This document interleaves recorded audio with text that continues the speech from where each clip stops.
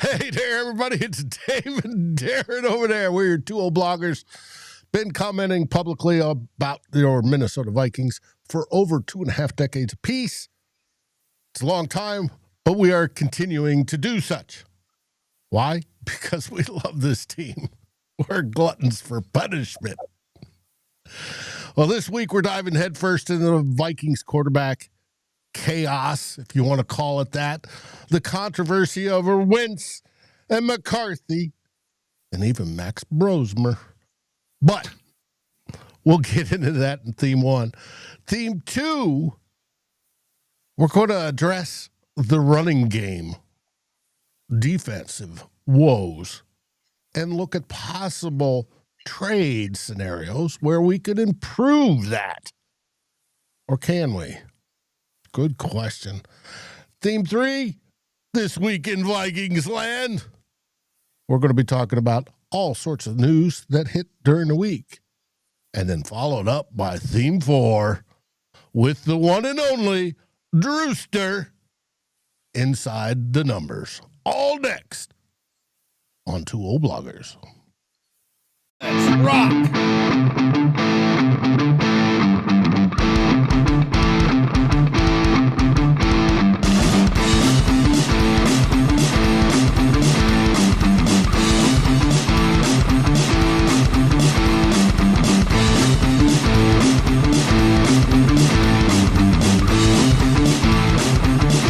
Vikings First and SKOL presents This Week in Vikings Land with Darren and Dave, your two old bloggers. Darren, how you doing, buddy? How are things in the Great White North?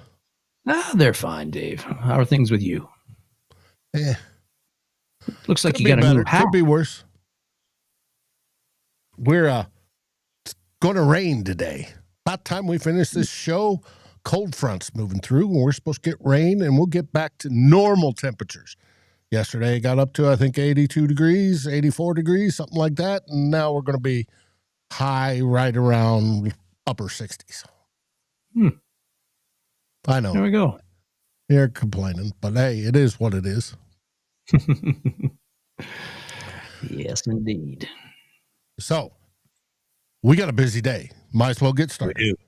Theme one.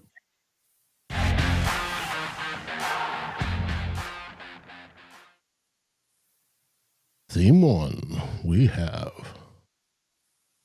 QB Conundrum. Yeah. So yesterday, after much speculation, Kevin O'Connell announced that Carson Wentz is going to start on Sunday for the Vikings at quarterback. And that's the way it was looking, Dave, based on both Wentz and McCarthy's media availability on Wednesday, where JJ talked about how his ankle wasn't 100% healthy, and the fact that JJ McCarthy was limited in practice all week, whereas Wentz, even with the bad non-throwing shoulder, was a full participant at practices. So Kevin O'Connell ended any of the speculation yesterday, announcing Wentz. And so, that's who you've got on Sunday. But at least McCarthy he's getting closer. He's going to be the emergency quarterback, number 3 quarterback on Sunday. So he is dressing, and which makes Max Brosmer number 2. Number 2 right now. But it's still McCarthy's still not there. But at some point, Dave, within a week or two, McCarthy should be fully healthy and ready to go and be available for more than emergency quarterback duty. And at that point, Dave, what does Kevin O'Connell do? That's the question. Is he going to continue to stick with Wentz at quarterback, or is he going to hand the reins over to JJ McCarthy, who was the starter at the beginning of the season? And you talked about with me online, Dave, about how this is a quarterback conundrum for Kevin O'Connell. And if you don't know what conundrum means, it's a confusing or difficult problem or question. And that's certainly what Kevin O'Connell has right now, because, on the one hand, you've got JJ McCarthy, who you really believe in and you've invested a lot of time in, and you drafted very high, and you had him as a starter, but he hasn't looked quite ready in the two, and you thought he was ready, and he hasn't looked quite ready as a starter, not even close. On the other hand, you've got Carson Wentz, who's a veteran, and you've gone 2-1 with him in the lineup, and he's kept you in the playoff race. So, even though you've had to simplify things for him, yes, he's kept the Vikings viable for the playoffs. Indeed. So, I feel that Wentz, Dave, I've said it on the show before, that he's been okay, but it feels like the Vikings will be swimming, to me anyway, will be swimming around 500 if he continues to play, if you continue to stick with him as a starter. They won't be chasing the Lombardi Trophy with him there. And if that happens, Dave, McCarthy won't be getting that important experience to play and grow. It's also, I think, going to be hard for him to master those fundamentals, footwork, and the other things that Kevin O'Connell keeps saying he needs to master and he needs reps on. So if you're going with Wentz, it would be, I think, almost a second lost season for McCarthy in a way. And again, but I can understand that this whole decision-making for Kevin O'Connell, where you're balancing McCarthy's development and the need for him to get in there and gain NFL experience, along with the need to win football games. And with a veteran team that, the roster seems very strong, especially when it's healthy, and that veteran roster is expecting to compete and be in the playoff race. And I think that based on what I've seen anyway, Dave, coaches having to balance that, go with play the guy who they think gives them the best chance to win on Sunday, this particular Sunday. And I think from what I've seen, that quarterback right now is Carson Wentz. But again, will it be that way 7 or 8 weeks from now? I feel like at some point in time, if you stick with Wentz, even next week, I feel at some point in time, Dave, we're going to be back to where we were at the start of the year, where Wentz is ineffective. He's not getting the offense going, and you turn back to McCarthy. And then the question is, well, why didn't you just stick with McCarthy? But this whole thing, Dave, about the quarterback conundrum that we're in, I'll be fair. There's no easy decision here for Kevin O'Connell to make. And anything he does is going to be questioned quite a bit, whether he's doing the right thing or the wrong thing. And you're not really going to know until you make a decision and see how that goes. But I said my piece last week. You have well as Dave, is that we think going back to McCarthy is the right move for a bunch of reasons, particularly long-term. But what I think all this does, Dave, is that if Kevin O'Connell sticks with Wentz, if he plays just well enough to keep his play, and O'Connell decides that McCarthy's just not ready yet, I think Kevin O'Connell's decision-making during the offseason is going to be heavily questioned after this season is over, because you didn't re-sign Sam Darnold and make a stronger play to keep him. You didn't make a stronger play to keep Daniel Jones, who apparently really, really liked it in Minnesota, and he really, really liked working with Kevin O'Connell and Josh McCown and Wes Phillips. You didn't bring in Aaron Rodgers when he was like begging you to sign him. You didn't do anything in the offseason really seriously other than trading for Sam Howell to give J.J. McCarthy any competition for the starting quarterback position. And so that tells me, Dave, that Kevin O'Connell and the rest of his staff felt very, very good about what they were seeing from J.J. McCarthy during the offseason and what they'd seen with him in his rookie season before he hurt his meniscus. They felt that he was going to be ready enough to be inserted as a starter, even with as little experience as he had, and to be a capable NFL quarterback at the least. Well, through 2 games, and that's a very small sample size that we cannot make a verdict on how good J.J. McCarthy is going to be, but through 2 games, he clearly didn't look like he was ready, at least for 7 of the 8 quarters of those 2 games. The results were really, really bad. But again, like, I think that's that outcome really is going to be, I think, questioned by O'Connell if he doesn't turn it back to McCarthy at some point in time in the season. Like, again, that you really, that's a pretty big error for a coach with his kind of pedigree and his reputation of working with quarterbacks to make, that he feels after looking at JJ McCarthy all that offseason and thinking he was ready to go, that he realizes throughout, once the thing gets real, that McCarthy isn't ready to go, and I'm better off sticking with a journeyman veteran. So I think, that's going to be heavily questioned. Dave, I'd like to hear your thoughts on this whole quarterback conundrum and how you think it's all going to shake out. Well, KOC's obviously been called a quarterback whisperer. He's helped veteran quarterbacks improve their game. Has he ever coached a rookie to be a starter? Now, some people say Jaron Hall, and Jaron Hall's presently out of the league, but one that was, selected by him to be the starter. When you got all the local press saying through training camp that McCarthy improved, looks good, looks great, looks fantastic, has improved on all his, mechanics, the whole works, and everything goes, and then in the first 2 games, all that disappears. Poof. And you wonder why. It's an interesting question. Does KOC have the ability to mentor and bring up a young rookie quarterback? We'll find out. I think he does. I think it's going to turn out extremely well, but that's just me being Dave and thinking from my heart rather than my brain. So, well, I don't think that part of it is a hope and a heart, but I think also just looking at how McCarthy has performed, particularly at Michigan, and what we've seen with him the short times in preseason, I felt good about him coming into the season too, Dave. And it's been pointed out by various writers, just looking at past history of just this current, like JJ McCarthy's 2024 draft class and how they have performed. Like, really, Jaden Daniels is the only one out of that crew who, as a rookie last year, knocked it out of the park from the get-go. And now even he is having some second-year struggles in Washington. You look at Nix and Caleb Williams and those types of guys, and the other ones in his class, even Drake May to an extent. They all... they started off pretty, fairly slow, and in Williams' case, he continued to play. Things continued to be, development was pretty slow, but some of them, there's no rhyme or reason to it, perhaps. But at some point, Game 7, Game 8, Game 9, they started playing much better than they had previously.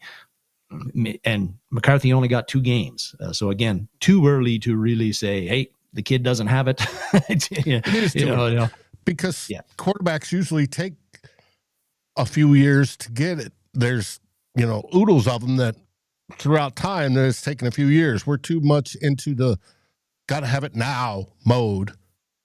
And because he didn't have a good first 2 games, he's only played 2, that suddenly he's a bust. And that's not right. And it's not even... You shouldn't give a person, even though he was drafted to be the next franchise quarterback, which I think he will be, you can't, say because he isn't leading us to the Super Bowl as of week 1, obviously, that he's a bust. And it is what it is. And it's gone a little bit slower to hiccups, the high ankle sprain through timing off. Well, maybe it will work out in the end. That's what it's worth. And as far as Wentz being meh, I saw a post there. I think it was Too Evil, or I agree. Wentz is meh. He's a backup quarterback. But does KOC improve play of QBs, veterans? He generally does. And he has the record to prove it. So we will see, how it turns out. I fully expect to see McCarthy back sooner rather than later. Mm-hmm. And possibly even this Thursday. A lot of it's going to hinge on how Wentz plays Sunday. If it's a total disaster, then you're probably quite right, Dave, that Kevin O'Connell is going to have to think seriously about starting McCarthy, even on the short week where he probably still isn't 100% healthy. But I feel like if the whole injury thing has, and Kevin O'Connell said from the get-go with McCarthy's injury that he would not play until he was 100% healthy. He's not 100% healthy, so he's sticking true to that. That statement he made back then also gives him an out to not play McCarthy until he's 100% healthy, as long as he felt that Wentz was playing capably enough. I think that if McCarthy had in his first 2 games had played lights out, or he was a little bit more established and had shown a really good base level play, that he would be playing tomorrow with his ankle not 100%. But he didn't show that, and you've got a viable option to throw in there at backup who can at least get the offense moving a bit and not be a total disaster. So he's being a bit cautious here because he can be. Well, and he said in his presser that even though he's made him the emergency QB, and if he has to come in, he will call plays that won't affect his ankle as much. It's the fact that he has to do that still shows you that the ankle isn't fully healed. Mm-hmm. We'll see.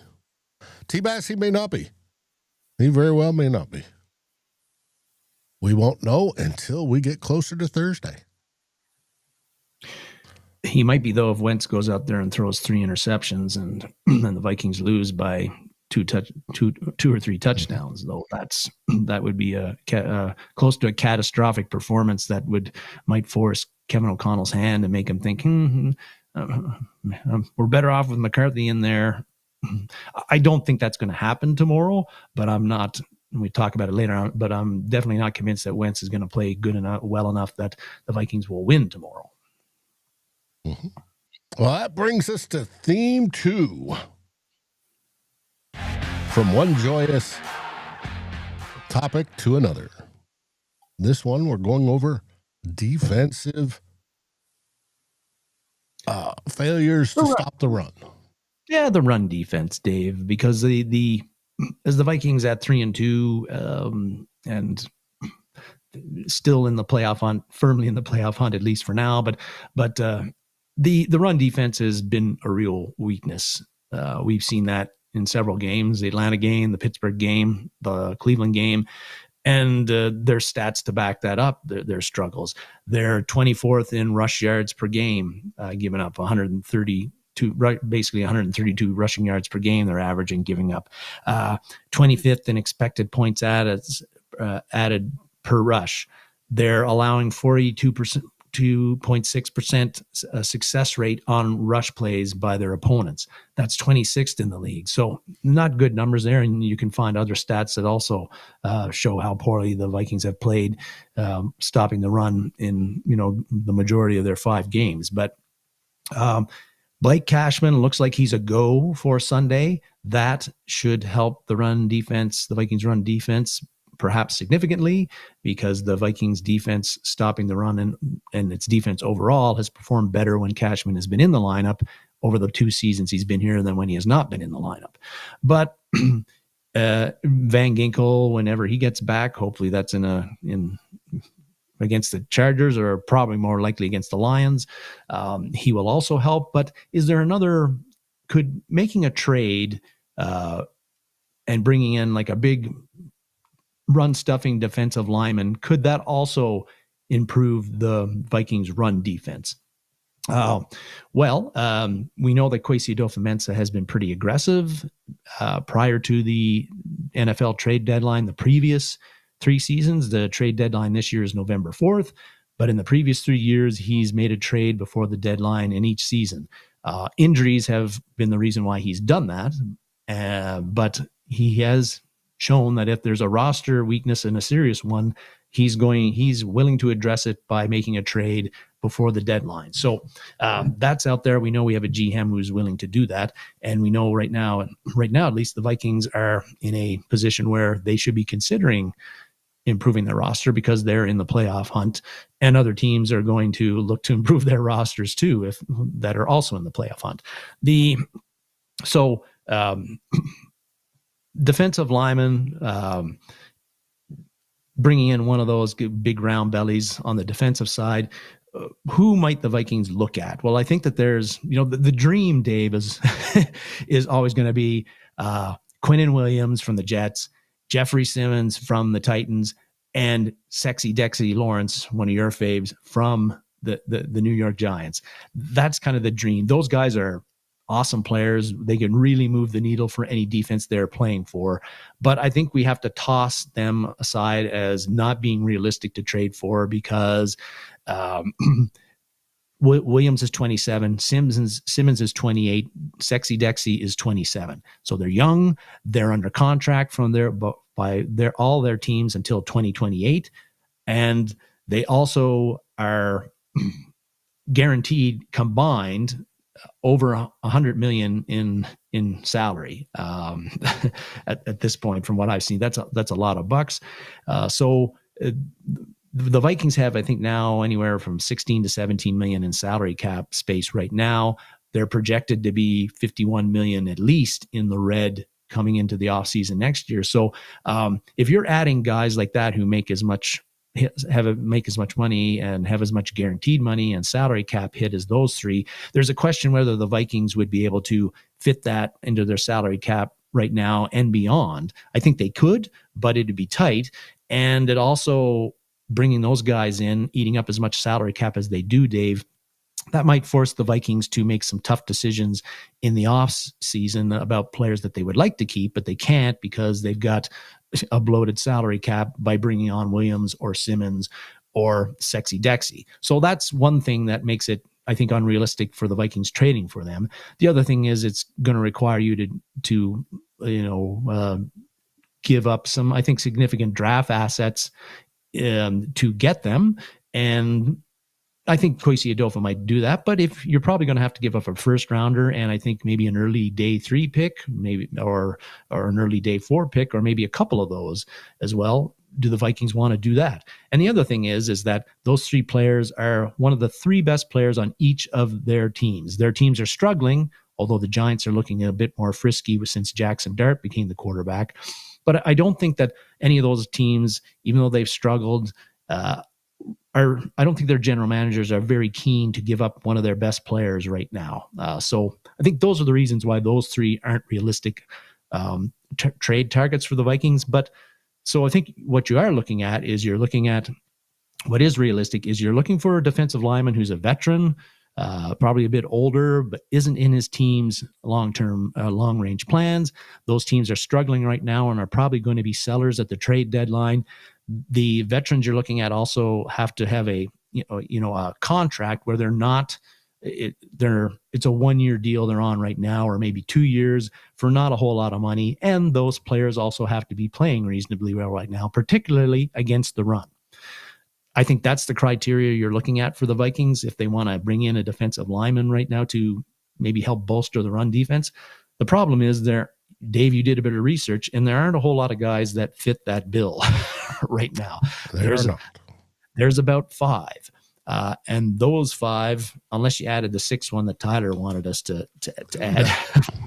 Sorry, Tyler. If you look at his grades against the run, he stinks. We're talking about Travis Jones from the Baltimore Ravens, although last year I think his run defense grades were pretty good. But this year they're like sub 50. Right. Anyway, the guys that Dave, that your research determined that would fit this criteria I just handed out are Calais Campbell from the Cardinals, Dalvin Tomlinson from the Cardinals. Vikings fans remember him, of course, used to play for us. Shelby Harris from the Browns, who the Vikings just saw 2 weeks ago in London. BJ Hill from the Bengals, who we talked about as being a potential free agent target for the Vikings back in the offseason. And then Sebastian Joseph Day from the Tennessee Titans. All of them are 30 years or older. 3 of them are on 1-year deals right now. That's Campbell, Harris, and Sebastian Joseph Day. And they've all had in the past, and they're all playing a fair bit right now. Harris is the one who has the lowest defensive snap count. He's playing about 42% of the defensive snaps for the Browns. Everybody else there is around the high 40s or low 50s. So those guys are playing, have significant roles for their teams. They're not just bench players. So I think these are guys that could be targets. Another thing is that you wouldn't have to give up, I think, a very much draft capital to get these guys because they're older. In three cases, they're on 1-year deals and they're going to be free agents at the end of this year anyway.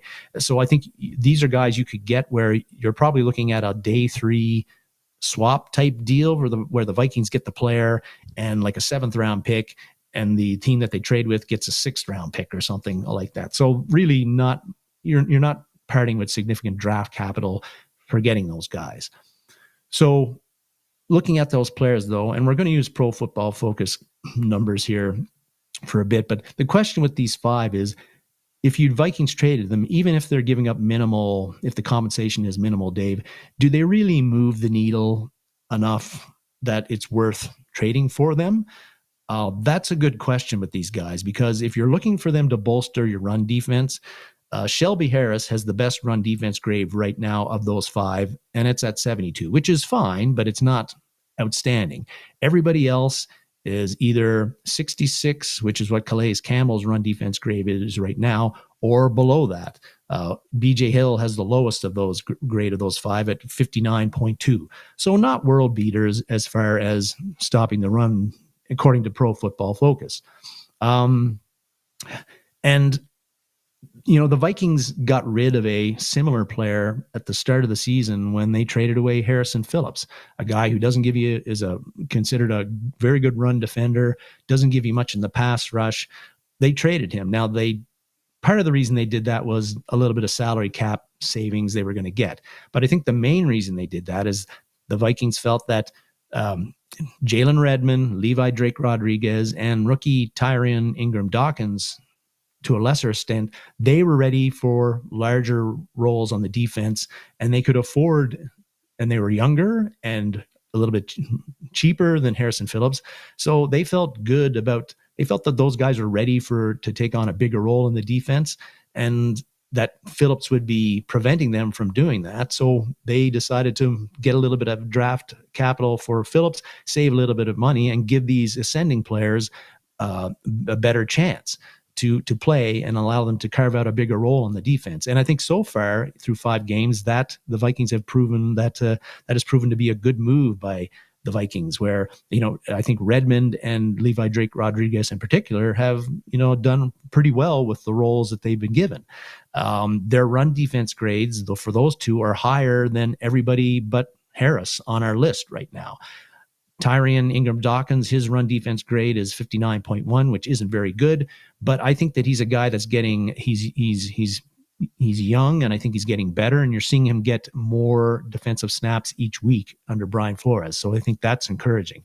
So if you bring in those 5 guys, or one of those 5 guys, Dave, and they're not really having a strong year stopping the run, they're going to take snaps away from those 3 young guys. And I don't know if the Vikings really feel that they're willing to do that, or think it's worth it, or it's going to help the defense enough.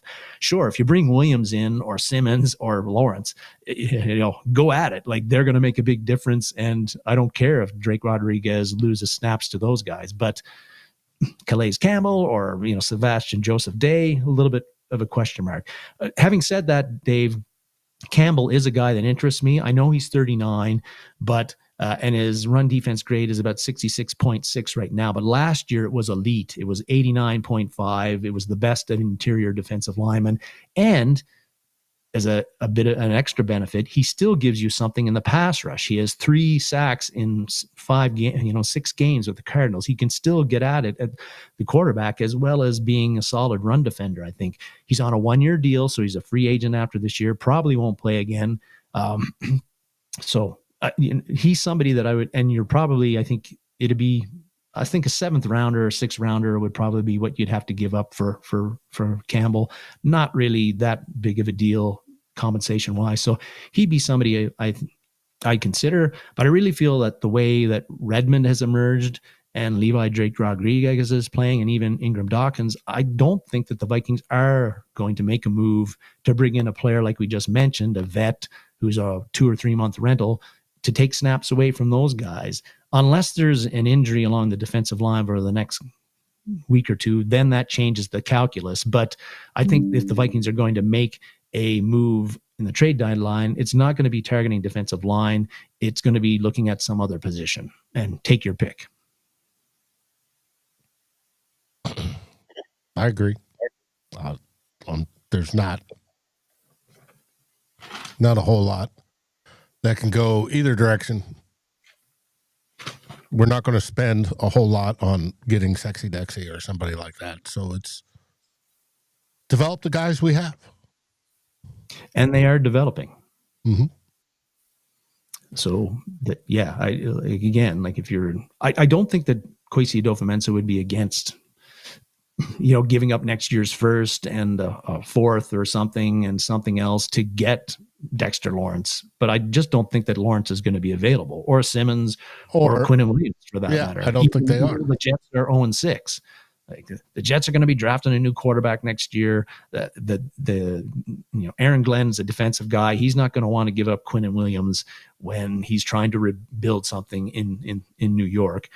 You could say the same thing about whoever the new coach with Tennessee is. Does he really want to not have Jeffrey Simmons on his defensive line next year in his first season as a NFL as a head coach of the Titans? I don't think so. And the Giants are looking like they might be a bit better team than we thought, with Jackson Dart giving them a jolt.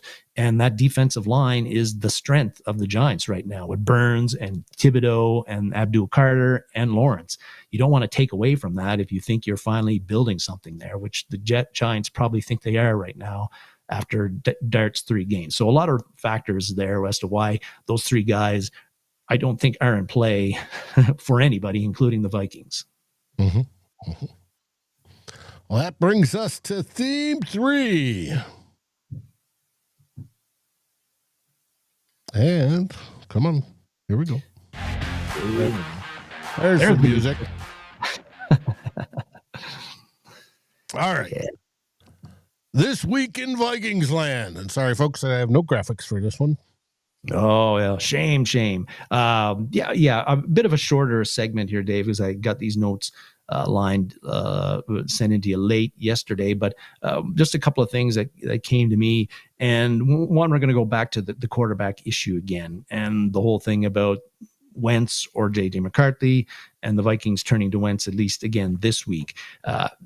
As I was following all of this and the whole question of whether is it going to be JJ, is it going to be Carson Wentz, it just made me think that the Vikings have been here before many, many times. And what I mean by being here before is they are once again depending on a quarterback that some other team drafted and who's been around the block a few times to keep them in the playoff race and get them beyond that, and hopefully having a deep playoff run and get to the Super Bowl and win the Super Bowl.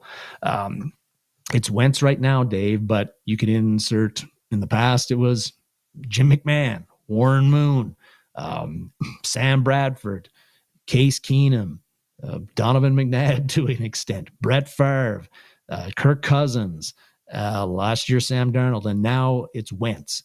And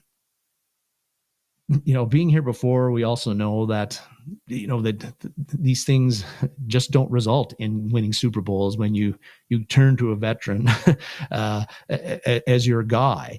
To prove that, I looked at the last 30 Super Bowl winning teams, so 1996 to last year, and it's pretty clear that the teams that win the Super Bowl are the ones that identified a quarterback of the future, drafted him, developed him, and stuck with that quarterback. Of those 30 Super Bowl winners, only 6 of them were quarterbacked by players who had not been drafted by the team that won it.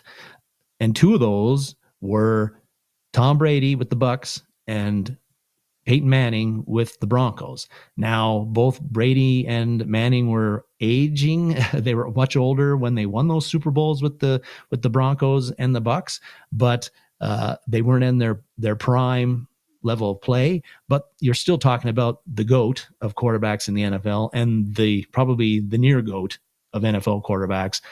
They were still capable, smart up here, and they still brought a pretty high level of play to the quarterback position with those different teams, even though it wasn't in their prime. So, it wasn't chopped liver that the Bucs and the Broncos had at quarterback during that time. Another example is one of those 6 was Matt Stafford, who with the Rams. Now, another future Hall of Famer, and a guy who was still, when he got traded by the Rams, was still considered one of the best quarterbacks in the NFL at that time. So again, not exactly a scrub that the Rams brought in to lead them to a Super Bowl. Really, yeah.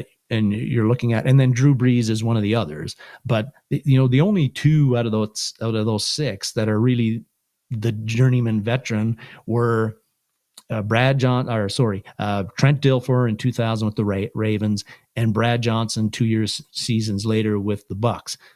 So that's really 2 out of 30, right? That are really kind of fit the Wentz, the Bradford, that kind of mold. So what I'm getting at here is that this going with the journeyman thing, it just doesn't work if you're looking to have a team go on a deep playoff run. And so as we've been debating and hearing all the discussions about what are the Vikings going to do at quarterback, should they turn it over to McCarthy now that he's kind of healthy, or just stick with Wentz? Well, you can see why Vikings fans are getting impatient with using, going to McCarthy when you consider the history of quarterback play and in the NFL in the past 30 years and how you win a Super Bowl and what kind of quarterback you need to win that Super Bowl with. It's a guy that's a franchise guy that you drafted and developed 80 to 85% of the time. And I don't think Wentz is getting us to a Lombardi trophy, but I think eventually McCarthy might get us there. And that's why Vikings fans are so invested in this and are getting so impatient and also dismayed with the stalled development of J.J. McCarthy because of the injuries right now, and the fact that, mostly it's because of the injuries. I think he would be the starter this year, and the KLC would not be sticking with Wentz if McCarthy was not really, really injured at this point. Yeah, I agree. And Darren said over the last 30 years, he's not going all the way back. But yes, there are plenty that won Super Bowls that came, but it's still generally the ones you draft. And Steve Young was drafted by the Niners, I thought. No, he wasn't, but it's a T-Bass. It's good that he points it out, because Young won the Super Bowl in 95, which was just outside that 30-year period I picked. You could add him in. I think he was drafted by, he came to the NFL with the Tampa Bay Buccaneers. I believe that they drafted him. And they traded him too. Then they traded him. But yeah, and people are throwing up Hostetler and Williams. Yes, again, but how many Super Bowls have we been playing in? Like we're up to like 60 now or whatever. So, or close to 60 anyway. But I think the last 30 years, you're looking at it. I mean, there's a lot of Brady, Mahomes, et cetera, Manning on there.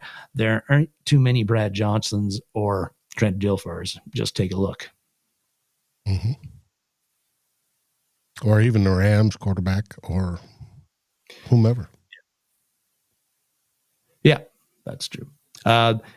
Peter brings up Kurt Warner, and he was within that 30th time frame, but he's a bit of a different case because he wasn't drafted by the Rams, but he wasn't drafted by anybody. And he actually was on the Packers squad during training camp in 94, but he didn't make the team coming out of into the regular season. And then he played 3 years in arena football. And then in 98, he got signed by the Rams and was their backup. And then 99, the explosion happened. So he's a guy that I think you actually can say that the Rams identified and developed. He didn't play in an NFL regular season game until he played with the Rams, and he was with them a season before he became the starter. So I didn't actually, he's a different case, but I would still include him as a guy that he won the Super Bowl with the team that drafted him, or at least developed him. It wasn't the Packers. Mm-hmm. I'll buy that for $1. So that's that. But we're also just the last thing I want to get to with this is just the Vikings at 3-2, still in the playoff hunt in the NFC right now. But I was looking at the Athletics playoff simulator yesterday, And they've got this simulator where they run the season thousands of times through their computers or whatever it is, to determine each team's chances of making the playoffs, winning the division, getting a first round bye, getting to the Super Bowl, and winning the Super Bowl. And they use a variety of data to do these simulations. I wonder if anybody's curious what they thought our Vikings playoff chances are right now. Yeah. They didn't think they were very good. They gave us a 22% chance of making the playoffs right now. That is the lowest in the NFC North. Even the Bears, they gave a better chance than the Vikings at 32%. So you might be thinking, and they're not the only ones that publication or even national media who don't think very highly of the Vikings' chances of making the playoffs right now. There's quite a few out there if you want to take a look. And there's a couple of reasons for that. One is what we've been talking about on this show a lot, the quarterback play. I don't think there's much confidence that whether it's J.J. McCarthy or Carson Wentz, that either of those guys, whoever's the starter, can play well enough for the Vikings to win enough games to get to the playoffs. That's one reason. But the other reason is the schedule that the Vikings have right now, which ESPN Analytics considers to be the toughest remaining schedule that any NFL team has. So when you couple... And if you look at the combined current record of those teams, it's 29, 23, and 1. Combined current record for all the Vikings opponents in the remaining 12 games. So, I think those are the two big reasons. And there's no doubt, Dave, even at the beginning of the season, we know during the season, games that look tough sometimes don't end up being tough because of injuries or teams don't meet their expectations. But at the beginning of the season, we looked at this stretch of 12 games after the first 5 and said, the Vikings, that's a really tough schedule. And I think it still is.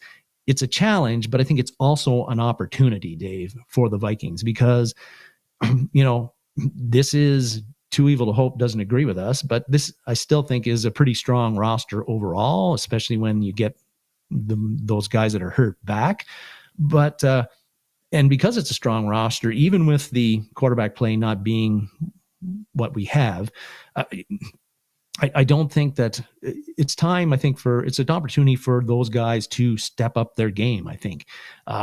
Justin Jefferson, Blake Cashman, Jonathan Allen, Byron Murphy Jr., Jordan Mason, Jordan Addison, TJ Hawkins, and all these guys. We've got a tough schedule here, guys. We know we're probably not going to get the quarterback play we got last year from Sam Darnold. We hope we do, but I don't know. It's not looking good in my opinion. But so... how do you make up for that? The rest, your stars, your good players, your great players, you got to bring up your level of play. Show that all this bucks that the Wilfs are paying you, that you are earning it and that you are worth it. Play above what you've been playing before. That's the challenge for you. I think that's the same challenge to the coaching staff, Kevin O'Connell. The run defenses and Brian Flores and Wes Phillips and Josh McCown. The run defense has been poor. Brian Flores, we love you, but fix it. That's what you're getting paid the money for. Kevin O'Connell, the offense can't get out of its way with penalties. The offense is terrible at converting on third down. Well, you're the reigning coach of the year. You just got a big fat extension last year with a substantial raise. Fix it. Raise your level of play. So the players and the coaches, this tough stretch of games that they have right now, this is their opportunity to get the Vikings, elevate the Vikings play, come up with the game plans that allow us to be the better team consistently every Sunday. And it also gets to the quarterbacks where, again, I just said how we can expect that J.J. McCarthy and Carson Wentz, who's ever starting, probably isn't going to play lights out, but I don't want to let them off the hook. Look at the skill for those quarterbacks. Look at the skill position players that they have. Addison, Jefferson, Hawkinson, Naylor, who's been pretty decent, playing pretty well, but not getting the ball a lot. Jordan Mason's looked really good as a running back for us. Got to cut down on the fumbles, Jordan, but you've been doing well. Aaron Jones, when he's healthy, is a very capable runner. I mean, if the offensive line, when it gets fully healthy, hopefully, seems like it should be a solid unit. There is a lot of stuff to work with there for any quarterback. And so, Wentz, McCarthy, the tools are there for you to play much better than you have played. Do it. So again, tough schedule, but I don't think it's an excuse. And I think it's an opportunity for the Vikings there, because if they come out of this tough schedule and the Vikings even go 10-7 or 11-6, they will have beaten, I think, some pretty good teams to get there, and they will be much more battle tested and have more impressive victories heading into the playoffs with that record, with this playing this schedule, than even last year when they were 14-3. I think they would be in a better position to compete and play well and win playoff games than they were in 2024 and in 2022 under O'Connell.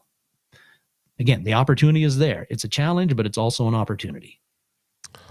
And I agree. And I think most people, when they were picking the schedule, thought that we would be 4-1 out of the first 5 games. Well, and then the gauntlet would be the tough part. Well, if we beat the Eagles tomorrow, we may get to, 4-2 and caught up to where most people thought we would be at that point in time. So, and if the team gets healthy and gets together and gets, back on track to call the full playbook, I think we have a chance. But they've got to do it, both on the defensive side and the offensive side. We're going to get it on the defensive side. We're going to get a full game of Harrison Hitman Smith for the first time. We're getting Blake Cashman back. We could love to have Van Ginkel back. Offense, we need a quarterback, i.e. J.J. McCarthy, who's learned the whole playbook, to step up and ditch his, his bad habits and play like he's, been promised to be played. So it's going to be interesting. But Vegas, they're saying they started with 8.5, they went up to 9.5, and now they're saying, yeah, we may drop back to 8.5. Vegas does it for a reason. Let's see the coaches pull this one out. Mm-hmm. Well, speaking of pulling this one out, it's time for theme 4. Not 3 this week, 4. And if I was on the right screen, you may see it. Let me get rid of that. We're talking the Vikings versus the Eagles. And that means it's time for the Drewster. Meow, meow. He's got the helmets right out. Yeah, always got the helmets ready to rock. Ready to rock. Big game this week. Darren mentioned during that last theme about Vikings fans being impatient and dismayed. That's pretty accurate. I think it's a little higher than 22% on that. Impatient and dismayed. That's what they all are, isn't it? I mean, everybody wants not to keep jumping back into the themes. You want to fix McCarthy? Let him be McCarthy. Quit jamming his head full of all this crazy shit. Let him be J.J. McCarthy. He's an improv quarterback.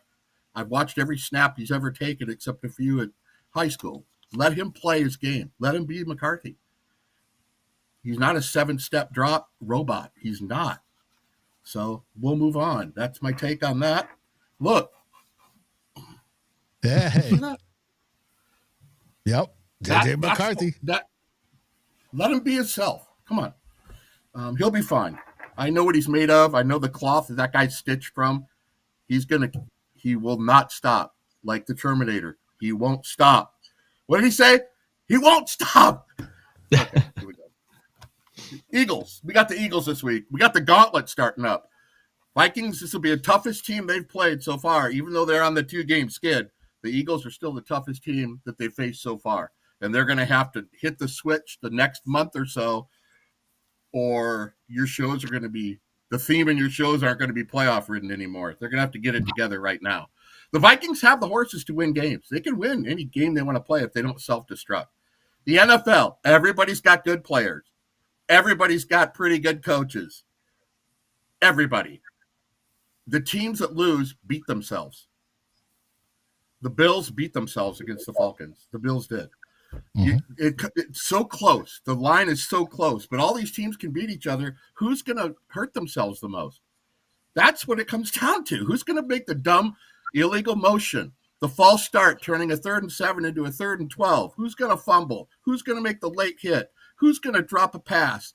Who's going to execute better? That's what the NFL is. And they better figure it out, because they've been playing these games like there's no more Browns or any of that left on the.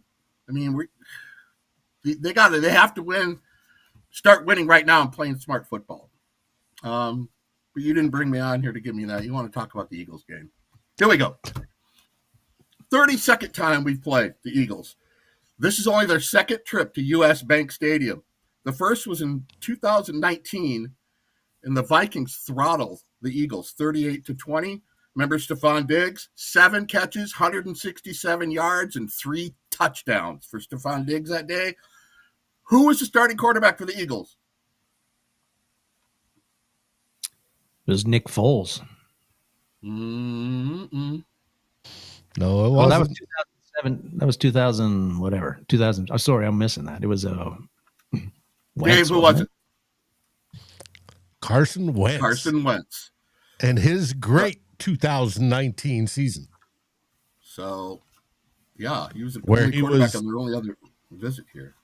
up for MVP until he blew out his knee or whatever it was.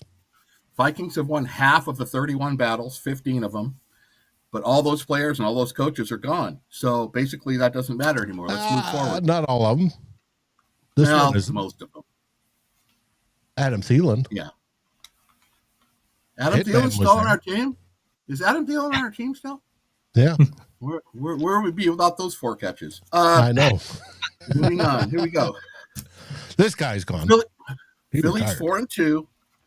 Philly's 4-2. Vikings are 3-2. It's a big test for both teams. Which of these two teams is going to be a contender, pretender? What are we going to have? What are we going to go with here? The Eagles have not been themselves the last 2 weeks. I have a couple reasons as to why, and I'll tell you right now. I think the offensive line is not performing like we know their offensive line has been the last 3-4 years. As a matter of fact, back in 2021, the Eagles decided we're going to make the star of our team the offensive line. That's what we're going to do. And it worked out really well. They've been to a couple Super Bowls. It's proven that you win in the trenches, your O-line and your D-line. And you mentioned stopping the run earlier. Every one of those interior defensive linemen for the Minnesota Vikings are pass rushers. They're not run stoppers. Name them off. Ing Dawkins, Jonathan Allen. Name a few. Hargrave. They're not run stoppers. The Vikings in the offseason thought we're not getting enough pressure up the middle. So all of our defensive linemen are going to be able to rush the passer. What they didn't think about is you got to stop the run. So they went out and got these guys who can get to the quarterback. They're not getting to the quarterback, and they're getting the only guy they have. They traded to the Jets. He was their run stopper. So I don't know. I don't know what's going on. But the Eagles' offensive line has not been playing well. Dickerson he's their Darisaw pretty much. He's the best lineman. He's not moving very well. He's been hurt. Juergens, the center, got the back problem. He's been hurt. Mylatis, he hasn't really been playing well. Lane Johnson is still pretty decent offensive lineman. My point is the Eagles' offensive line has taken a step back, and it's hurt them. And even the games they're winning, they've been hurt by it. The other problem is the schism that's going on in Philadelphia with the wide receivers complaining. The wide receivers about 3 weeks ago, A.J. Brown, Crybaby Brown, and that other guy, Devontae Smith and Goddard, they all went out and got drunk one night and started bad-mouthing that we don't get the ball enough. And they, come on. So 2 weeks ago, they got away from their bread and butter, which is, we all know this, Barkley. In the first 4 games of the season, Saquon Barkley had a minimum of 18 rushes per game. 18. Every single game. 4-0. The last 2 weeks, he hasn't got 18 rushes.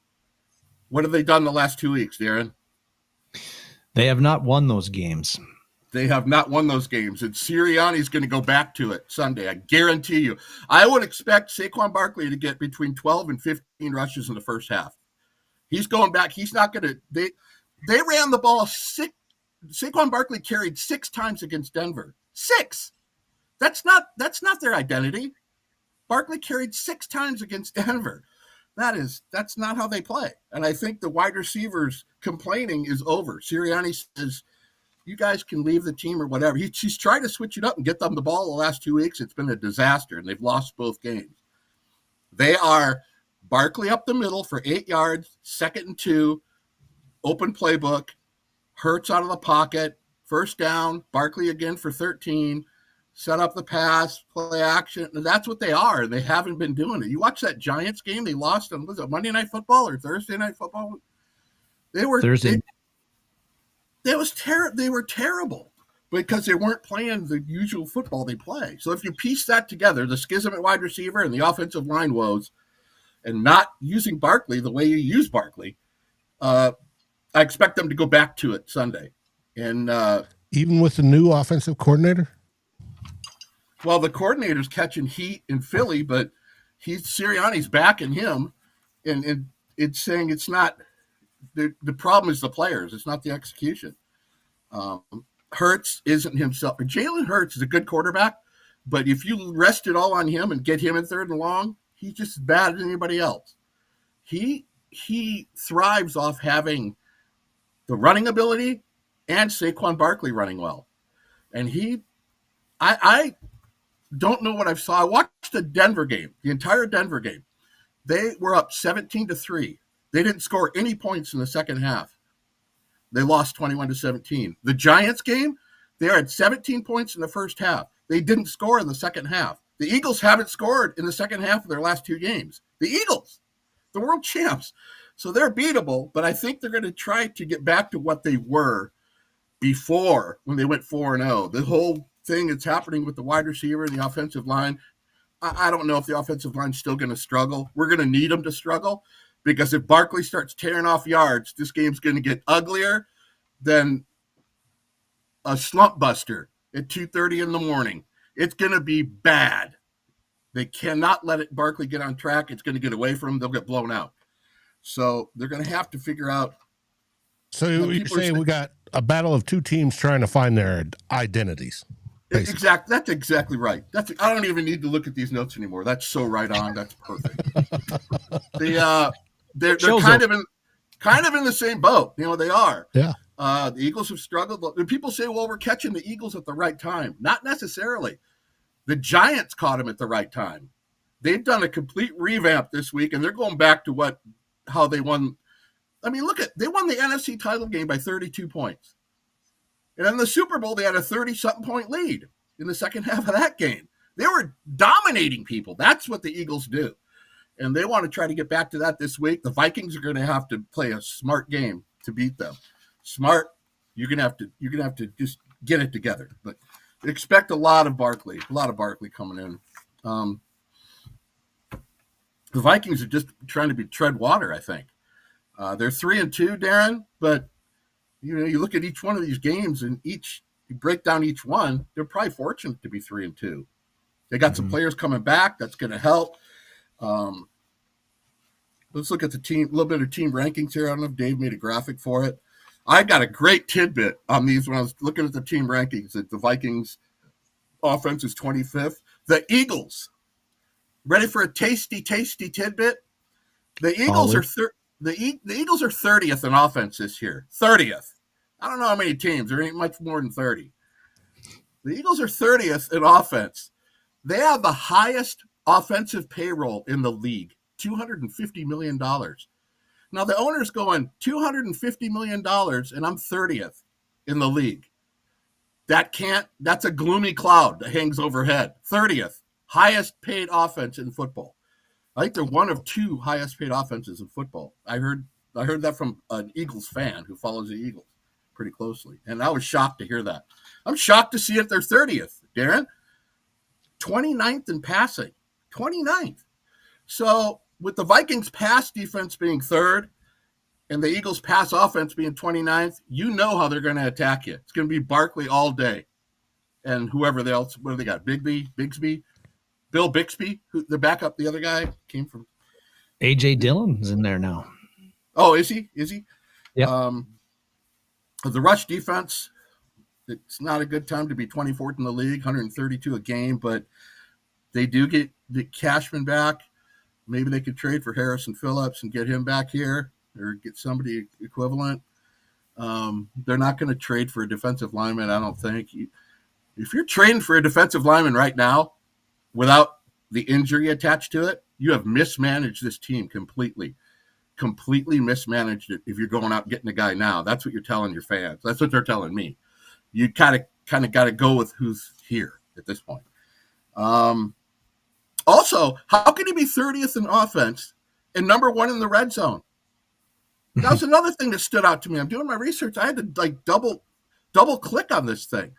They're 87% in the red zone, touchdown-wise. They've been in the red zone 16 times, the Eagles have. They've scored 14 touchdowns. Number 1 in the league. 30th offense.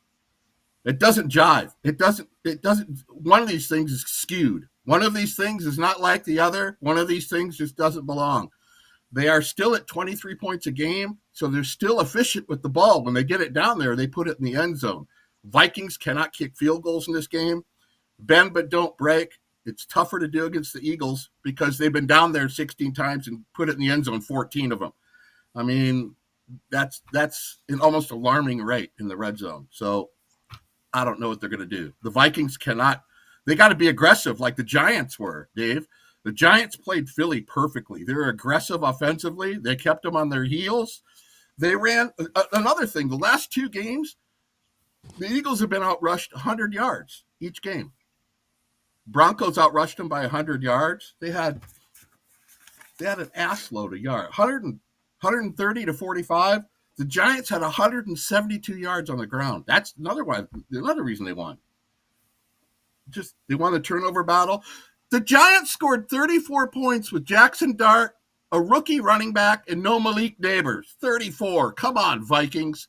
If they can score 34, you're going to have to be around 30 to win this game. They are. The Vikings can't. They're not going to score 20 points and win this game or 17. It's not going to happen. It's not going to happen. They're going to have to be around 27 to 30 points to win this game. So they're going to have to attack them because I'm telling you, the Eagles are going to. Do we have the quarterback to do that with? There's a way to do it. Like Darren mentioned, get it done. You become more creative. You get the ball, and look what the Bengals did with Chase against Pittsburgh. You get the ball to your playmaker a lot. He had 16 catches. He could have had 20, so you can drop a few. Get Jefferson the football. He's the difference maker. And their pass defense isn't good at all. They're middle of the road, but you can move the ball on. Get creative. And, like I said, look at the Giants scored 34 on them. So they could be had. Quarterback situation, you guys covered that. Key 1, chasing the score. I'm sick of seeing it. I'm sick of chasing the score. Bears game, chase the score, Darren. Falcons game, we were chasing the score. Steelers game, Darren, what were we doing? Chasing the score. Browns game, what were we doing? Same thing. Why is it? I don't even watch the press conferences anymore because we need to be good when their best is whatever that saying is, required the best. We need to be a better version of ourselves. We need to clean this up. Yabba da yabba. It's the same thing. We'll start doing it. I'm sick of hearing about it, man. Quit chasing the fucking score. Get out to an early. You can't chase the score in the Eagles. You're going to lose. You have to somehow not be down 14-7 or 20-7 or something in this game. You can't keep constantly chasing the score. I don't know what the problem is. I have a question for you guys.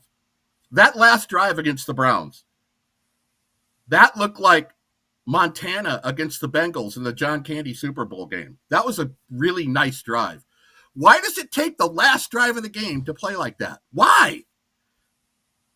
That was clearly the best drive they've had all game. The last drive of the game. You guys tell me. Why can't we do that through the first, second, third quarter? Why? And then sit back. It's amazing. It's amazing. The sense of urgency. The time I feel most comfortable about the Vikings offense is when they're down 2 scores. I'm like relaxed. I know we're going to come back now. I know that's how I feel. I don't feel confident when we got a 10-point lead or something, because the offense just goes into the shell. You look at that Browns drive. That was a really, really nice game-ending drive. But you can't rely on that to win football games, because this next 4 games, let me check. I don't see the Browns. I don't see the Bengals. You can't chase the score. Stop chasing the score. It's a pattern with KOC, and I'm sick of it. The Eagles, the Chargers, the Lions, and the Ravens. Chasing the score. We won that Bengals game 48-10? Yes. I bet you Kevin O'Connell was miserable for a week after we won that game. That is not like how he likes to win. That's how I like to win. That's how Bud Grant liked to win. That's our Vikings tease us with that, don't they? Key 2. What do we got for key 2? Another star running back coming to town. Bijan Robinson, boom, roasted us. Judkins, roasted us. Gainwell, looked like Earl Campbell, roasted us. How did Kenneth Gainwell get 100 yards? But there's one showing up this week who's a top 3 running back in this league. I think he's probably 3. But then we got a couple more times we got to face Gibbs. We got Gibbs coming up on this gauntlet. Won't we play them in a few weeks? After the Chargers or something? After the Chargers. Mm-hmm. Here we go with another big dog running back coming in this week. How are they going to respond to Barkley? Is he going to – you don't want – it's scary. It's scary. Another thing that helps the Vikings is getting turnovers. Last year at this time, we had 13 takeaways. Talk about inside the numbers. This year we have 7. So there's a difference right there. There's a difference of field position. Getting turnovers matters, and I think everybody knows that. They were a +4 last year at this time after 5 games, and now they're a -2. So they're going to have to create some turnovers. I think Hurts is probably good for a pick, maybe a fumble, maybe both.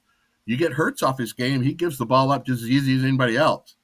But they're going to have to maybe lean on that this week, because you don't want to chase the score against the Eagles, and you certainly want to put Wentz in some good positions on their side of the field by trying to get a couple turnovers. Isaiah Rodgers. There's one player in this game that has a big-ass chip on his shoulder. It's Isaiah Rodgers. Isaiah Rodgers when he was in Philly, he was getting $7 or $8 million a season. He said, I'll stay for 9 if you give me $1 million more. They said, we can't give you $1 million. $1 million is, well, come on. We can't give you $1 million more, but we'll give you the opportunity to play for a starting job, Isaiah. Flores called him and says, you're starting if you come here. You're a starter. So he is pissed. He wanted to stay in Philly. They totally dicked him over $1 million. He would have stayed for 9. That guy is going to be on fire Sunday, on fire. He's going to be like Whiskey Dave Stefano, pounding that. He's going to be like Whiskey Dave, running free in the secondary, picking off passes. I'm looking forward to watching Isaiah Rodgers playing this game. That's it for key 2. Key 3, we're talking hidden yardage, Darren. One of my favorite inside the numbers stats when I'm doing previews of these games. What is hidden yardage? Hidden yardage, for one thing, it's critical. It's very critical. It's missed tackles, penalties, contested catches, dropped passes. There's a lot of yardage to be made up right there when you look at those specific items. There's a lot of hidden yardage. And when you get these games that are going to be a field goal game either way, hopefully it's going to be a close matchup down the line, the hidden yardage is huge in these games. I don't necessarily think that the Vikings have to play a lot cleaner than they've played, guys. Look at all these games. They haven't played clean football. And they're 3-2. That's kind of weird in itself. You talk about inside the numbers weirdness. They're 3-2. Now's the time they got to hit the switch and not have those illegal motion. I mean, there's nothing that irritates you more than seeing somebody flinch on the O-line when it's 3rd and 4 and it becomes 3rd and 9. That's what it's all about. And you got to win first down. How many 2nd and 2s have the Vikings been in this year? 2nd and 3. 5? Not nearly enough. You got to put yourself in a down and distance with the chains. You got to work the chains during the game. You can't be in 2nd and 17 all day. You can't. No team can. Stop Saquon Barkley. 24th ranked rush defense have to get their shit together this week or they're going to get blown out, and they have to get better play from the quarterback.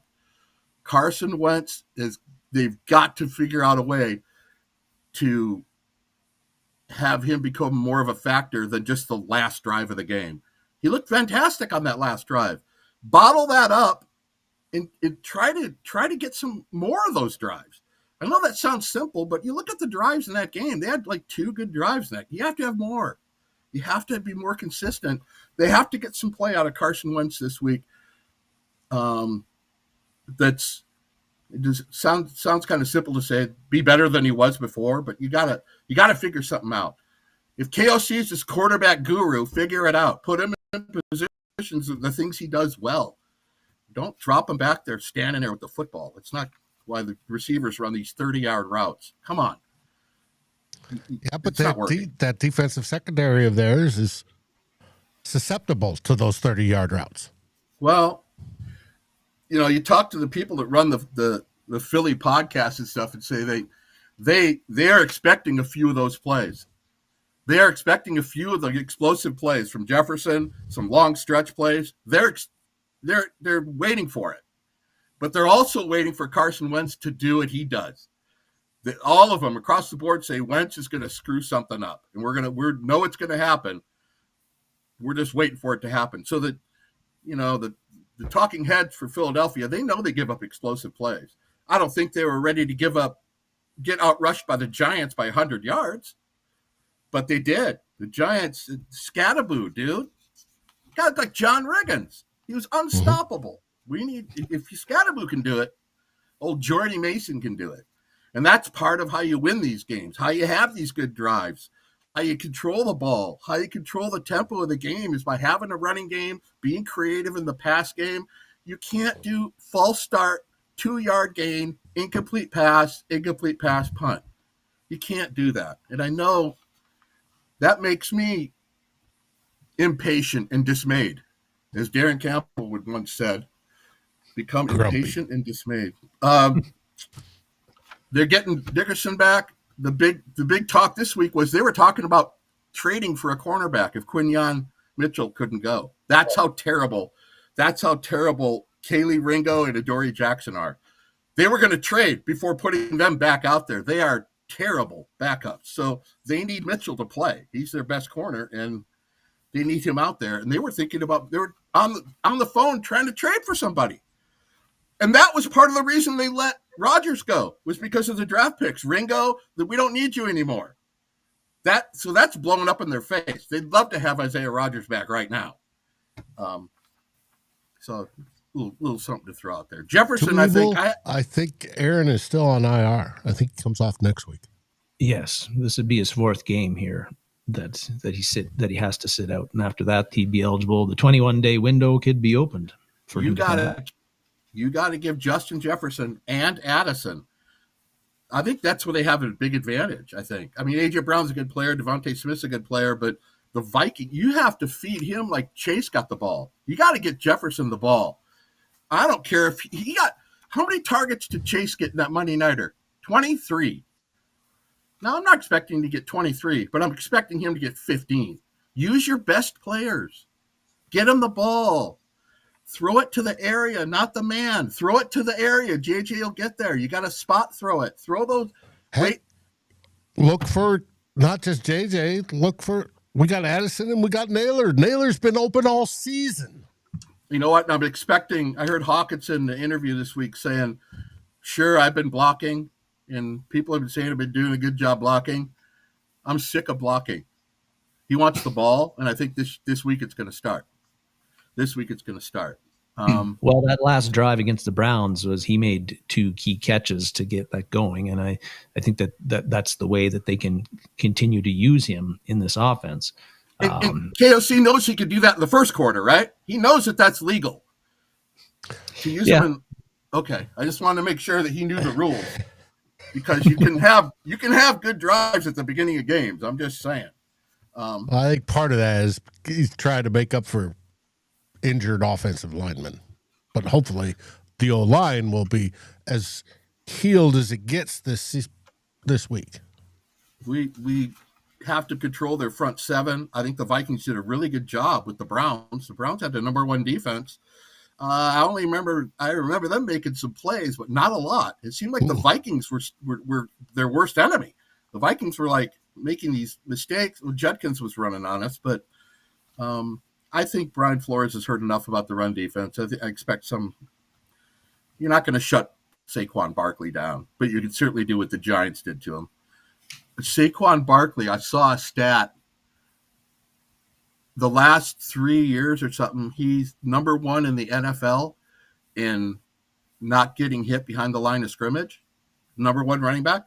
This year, he's 24th in the league. 24th for a guy who's number one the last couple of years. So that there's something going on with that offensive line. They're beatable, but you got to stop him. At least contain him. And he's just as deadly in pass, throwing out. Judkins had a touchdown called back. They have got to get the run defense better this week, and I think they will. Limit Saquon. They haven't played an offense like Philadelphia yet, I don't think. Atlanta moved the ball on us pretty easily, but I don't think they've played an offense that has a quarterback. Hurts is going to run. He's going to take off. He wasn't really doing that against the Giants. He was more sitting in the pocket. The Giants, it's a copycat league, guys. Copycat league. And I'll finish with this. I wrote this down for these games that they played. Denver, 2 weeks ago, versus the Broncos. Broncos held the ball for 34 minutes, Whiskey Dave. 34 minutes. They were down 17-3. They held the ball for 34 minutes. They end up winning the game 21-17 because the Eagles couldn't score in the second half. That Giants game, we talked about it earlier. They didn't score in the second half of that Giants game. They didn't score 1 point in the second half versus the Giants. Giants, 172 rushing yards, Eagles 73. They won the turnover battle, the Giants did, 2-0. That helped. 366 total yards the Giants rolled up. The Giants don't have the weapons the Vikings do. They don't. And that's the Jackson Dart. Come on. Look at that tape, KOC. It's a copycat league. Copy it. Copy what the Giants did. They got Philly so off their game. It was shocking to watch that. But shocking football has been happening all over the place in this league, especially this year. There's a lot of bad teams beating good ones in a week. I mean, I didn't think Atlanta would beat Buffalo at all. And I watch these games, so the excuses are kind of out the window. You can kind of figure it out how to get it done, even if you're down a couple players. The Eagles are down a couple players. They are. And so are the Vikings. The Vikings just have to start better. These sleepy starts, man, you can get away with that against the Bears or against the Browns. You can't. The Eagles, man, they will roll you. I don't care if they've lost the last two games. They will roll you. I've seen that team when they're fully clicking. Vikings can't keep up with them, at least offensively. Wentz isn't going to throw 4 touchdown passes. I want the Vikings to win this game.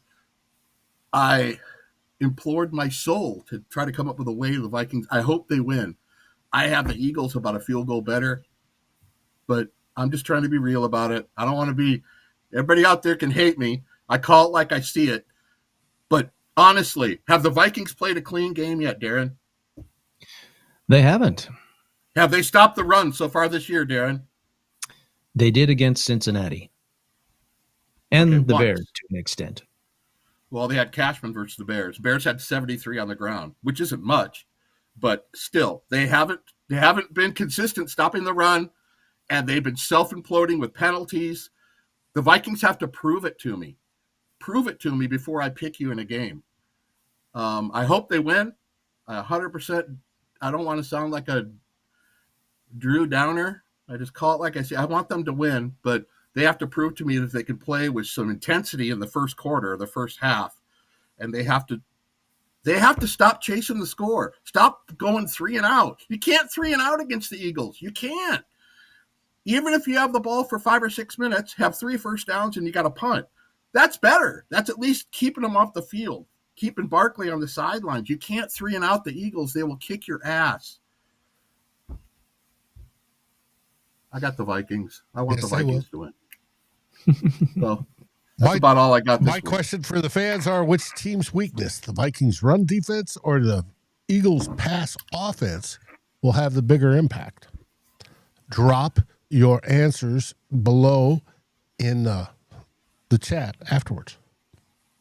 I'll end my segment by saying I went back and watched some footage of the last year's team with Van Ginkel.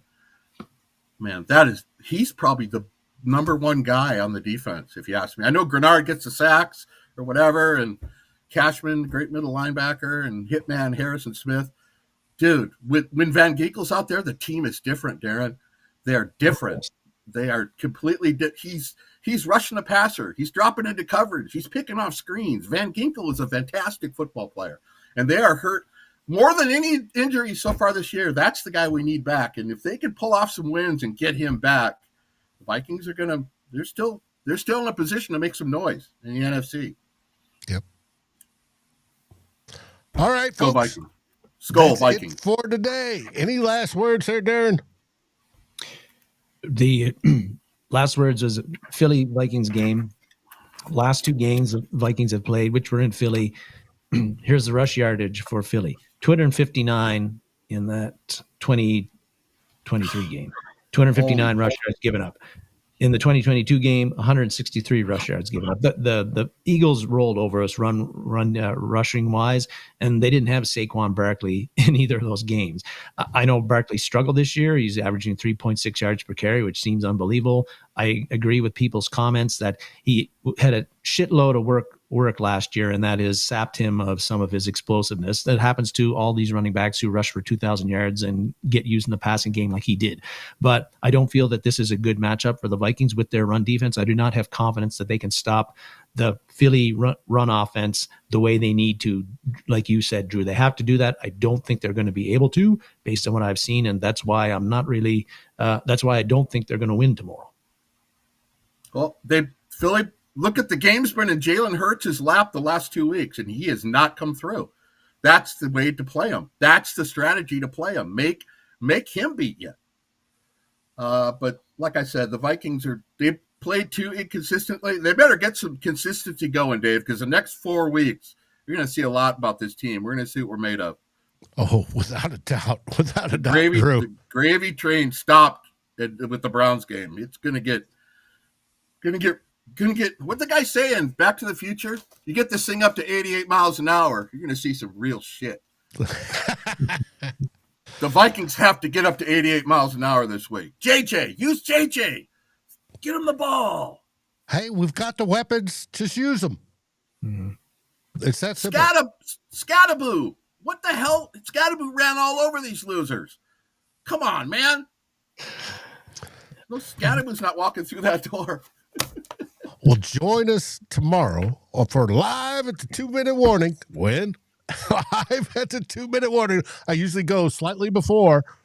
I'll hit live and come in, watch with us the final 2 minutes, and then we'll react together to hopefully a Vikings victory. Should be around 2:50-ish time period. But just join us. We'll bitch together or celebrate together. I'm gonna have to make it to one of those shows, but I'm pretty lit up by the 2-minute warning. Well, I try to keep it at a nice level. I just try to not say for the 3 hours I'm watching the game. What are you doing? What the hell is that? What is that? That you have 2 more remote holes in your walls? Yes. No, every time I see CJ Ham in the game, I'm waiting for that screen pass with no blocking. I'm still, it's like burned into my brain. I never wanted to see that play, and every once in a while I see it. You know the play I'm talking about. I do. That CJ Ham out screen pass, and he has no blocking, and 9 people tackle him with no gain. Uh-huh. Every time I see him in the game, I'm waiting. KOC's dying to call that play. He's dying to call it. I know it's coming. Final words, gentlemen. What do we say? We say SKOL Vikings, baby. SKOL Vikings. Got everybody in the chat. Have a fun day tomorrow. Yeah, thanks for watching. SKOL Vikings.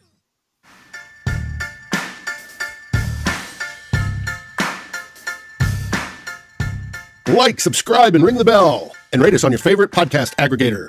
Darren and Dave, thank you for watching this episode of Two Old Bloggers. We look forward to seeing you on every show on the new Vikings First and SKOL. You can find our podcast as part of the Fans First Sports Network. Sports takes for the fan, from the fan. SKOL, everybody!